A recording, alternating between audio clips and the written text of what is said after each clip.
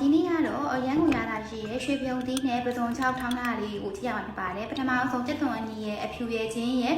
မြေပစုံချောက်လေးရေစင်ထားလေးကိုထောင်းပြီးတော့မှထည့်ပေးလိုက်ပါတယ်လိုအပ်တဲ့အချိုမုတ်တွေစားတွေအယောင်တင်မုံငပိနည်းနည်းလေးထည့်ပါမယ်ပြီးရင်မြို့တီခွဲချမ်းဖက်လေးကိုထည့်လိုက်ပါမယ်ထည့်ပြီးလို့ရှိရင်တော့အရသာရှိအောင်စီလေးနဲ့တစ်စုံလောက်ထည့်ပြီးရောမှွေပြီးရောရက်သားလေးနှက်ပေးထားလိုက်ပါမယ်ရက်သားလေးနည်းနည်းလေးနှက်ပေးထားလို့ရက်သားလေးဝင်လာပြီးဆိုလို့ရှိရင်တော့ရေလေးနည်းနည်းလေးထည့်ပြီးရောရက်သားလေးကိုချုံငံဝင်အောင်လို့ပို့ပြီးတော့ထပ်ပြီးတော့လှိပ်ပေးလိုက်ပါမယ်အဲ့ဆိုလို့ရှိရင်အနည်းရရတာရွှေပြုံတီးမှာသွားပြီးတော့စိတ်ဝင်နေပြီးမှအရန်ကိုစောက်ကောင်းပါတယ်ရှင်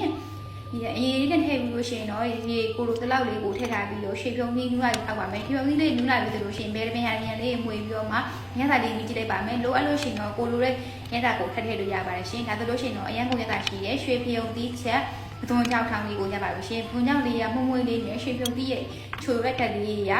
ရွှေပြုံသီးမှာပိုပြီးဟင်းကိုထားလို့ကောင်းစေပါတယ်ရှင်ဒီနေရာမှာတော့လေခွဲတဲ့ဘက်မှာခွဲတဲ့ဘက်မဟုတ်ပဲနဲ့မြို့တီးအတောက်အကျော်ကြီးကိုထောင်းထားတာပါနော်အဲ့ဆိုတော့အရန်ရှူရှဲဖြစ်ပြီးရန်ဆောက်ကောင်းနေရွှေပြုံသီးပစုံကြောက်ချက်လေးရပါပြီလိုက်ခါကြည့်ပါဦးနော်ဒီပိတ်လေးကတော့ရရဆိုရှင်လည်းလိုက်ရဖို့လို့မေးပါနေလို့ရှင်